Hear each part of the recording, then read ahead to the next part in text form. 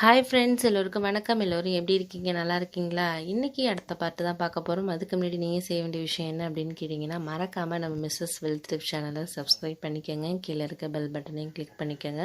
வாங்க கதைக்குள்ளே போகலாம். அவருக்கு உடம்பு முடியாமல் ஆனதுக்கப்புறம் ஆஃபீஸில் எல்லாருமே ஒரு மாதிரி மனசு கஷ்டமாக இருந்துச்சு. ஏன் அப்படின்னா, அவருக்கு ஏதோ ஒரு முக்கியமான ஒரு ஆப்ரேஷன் பண்ணணும் அப்படிங்கிற மாதிரி சொன்னாங்க. அதனால் எல்லாருமே ரொம்ப வருஷமாக வேலை பார்க்குறாரு, ரொம்ப நல்ல ஒரு மனசுள்ள ஆள் அப்படின்னு சொல்லிட்டு ரொம்ப கவலைப்பட்டுட்டு இருந்தாங்க. அதை பற்றியே ஆஃபீஸில் எல்லோரும் பேசிகிட்டு இருந்தாங்க. நான் கொஞ்ச நாள் தான் ஆகுது, நான் அவர்கிட்ட ரொம்ப பேசினது கிடையாது. ரொம்ப அவர் யாருக்கிட்டையும் அதிகமாக பேச மாட்டார். ஆனால் எல்லா வேலையிலையும் கரெக்டாக இருப்பார். யாருக்குமே ஒரு நல்லது செய்யக்கூடிய, ஒரு நல்லது நினைக்கக்கூடிய ஒரு ஆள் அப்படின்னு சொல்லி எல்லாருமே பேசிகிட்டு இருந்தாங்க.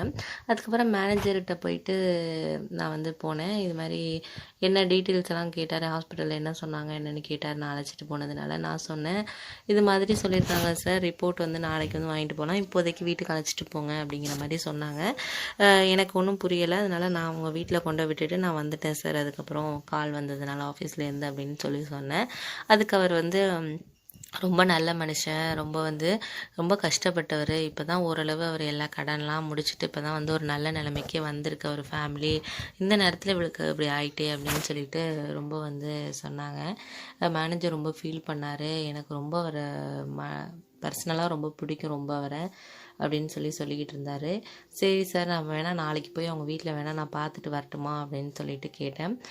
வேணால் நீ ஒரு ஆஃப் டே லீவ் எடுத்துக்கோ, போய் வேணால் அவங்கள அழைச்சிட்டு போய் ஹாஸ்பிட்டலில் விட்டுட்டு அவங்க என்ன சொல்கிறாங்க என்னென்னு கேட்டுட்டு வாப்பா அப்படின்னு சொன்னார். சரி அப்படின்னு சொல்லிட்டு நானும் வீட்டுக்கு ஆஃபீஸ் முடிச்சு வந்தேன். அப்புறம் அம்மா கிட்ட இங்கே நடந்த விஷயத்தையெல்லாம் சொல்லிக்கிட்டு இருந்தேன். பாவம் கஷ்டப்படுத்தினதே தான் கடவுள் கஷ்டப்படுத்த விடுறாரா அப்படின்னு சொல்லிட்டு அம்மாவும் கூட ஃபீல் பண்ணிக்கிட்டு தான் இருந்தாங்க. நீ வேணால் நாளைக்கு போயிட்டு அவன் மேனேஜர் சொன்ன மாதிரி அவரை ஹாஸ்பிட்டலுக்கு அழைச்சிட்டு போய் நீ பார்த்து என்னென்னு கேட்டுட்டு வாடா, நம்மளால் முடிஞ்சதை நம்ம உதவியை பண்ணுவோம் அப்படிங்கிற மாதிரி சொன்னாங்க. சரின்னு சொல்லிட்டு நானும் மறுநாள் காலையில் ஒரு 9 மணிக்கா அவங்க வீட்டுக்கு போனேன். அப்போ அவங்க ஒய்ஃபு குழந்த 2 பேர் பிள்ளைங்க இருந்துச்சுங்க. அப்போ அவர் என்னை பார்த்துட்டு அழுதார். ரொம்ப ஒரு மாதிரி மனசே கஷ்டமாக இருந்துச்சு. நீங்கள் கவலைப்படாதீங்க சார், ஒன்றும் ஆகாது, உங்களுக்கு எல்லாம் சரியாயிடும், நீங்கள் அதை பற்றி ஃபீல் பண்ணாதீங்க அப்படின்னு சொன்னேன்.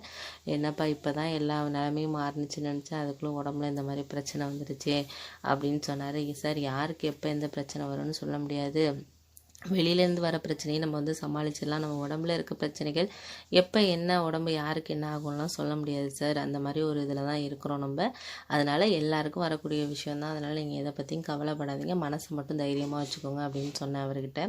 அதுக்கப்புறம் ஹாஸ்பிட்டலுக்கு போவோமா சார், என்ன நேற்று வர சொல்லியிருந்தாங்களே அப்படின்னு சொல்லிட்டு சொன்னேன். அதுக்கப்புறம் ஆமாப்பா அப்படின்னு சொல்லிட்டு அப்புறம் அவரை கிளப்பி அவங்க ஒய்ஃபு எல்லாம் நாங்கள் எல்லோரும் போனோம். குழந்தைங்கள மட்டும் அவங்க அம்மா கிட்ட விட்டுட்டு போனோம். அதுக்கப்புறம் ஹாஸ்பிட்டலில் ஒரு 1 ஹவர் ஆணுச்சு. அதுக்கப்புறம் சொன்னாங்க, இது மாதிரி ஒரு சின்னதாக ஒரு ஆப்ரேஷன் பண்ணணும் அப்படிங்கிற மாதிரி சொன்னாங்க. அதுக்கு ஒரு 50,000 ஆகும் அப்படிங்கிற மாதிரி சொல்லி எல்லா விஷயத்தையும் சொன்னாங்க. நான் உடனே மேனேஜருக்கு ஃபோன் அடித்தேன். அவர் சொன்னார், எதை பற்றியும் கவலைப்பட வேண்டாம், உடனே பண்ணிடலாம், ஒரு 2 டேஸில் பண்ணணும்னு சொல்கிறாங்க சார் அப்படின்னா. அதெல்லாம் ஒன்றும் பிரச்சனை இல்லை, எல்லாம் பண்ணிடலாம், நான் பணம் நான் கொடுக்குறேன்ப்பா அப்படிங்கிற மாதிரி மேனேஜர் சொன்னார். அதுக்கப்புறம் அவர் மேனேஜர்கிட்ட அவர் பேசினார். ரொம்ப தேங்க்ஸ் சார், எனக்கு இந்த ஹெல்ப் பண்ணுறது அப்படின்னு, உங்களுக்காக இது கூட நான் பண்ண மாட்டேனா அப்படின்னு சொல்லி மேனேஜர் சொன்னார்.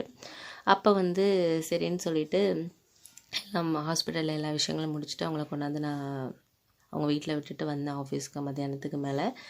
அப்போ தான் நான் போயிட்டு அவரை பார்த்து எல்லாம் சொன்னேன் இது மாதிரின்னு. அதெல்லாம் ஒன்றும் கவலை இல்லை, நீ கொஞ்சம் அவரை அழைச்சிட்டு போகிறது பண்ணுறது மட்டும் நீ பார்த்துக்கோ. ஏன்னா வேறு கார்லாம் எடுக்கணுன்னா காசு நிறைய கொடுக்குற மாதிரி இருக்கும் ஹாஸ்பிட்டலுக்கும் அதுக்கும். அதனால் நம்ம ஆஃபீஸ்காராக இருந்தாலும் பரவாயில்ல, நீ எடுத்துகிட்டு போ, ஒன்றும் பிரச்சனை இல்லை, நான் பார்த்துக்கிறேன் அப்படிங்கிற மாதிரி சொன்னார்.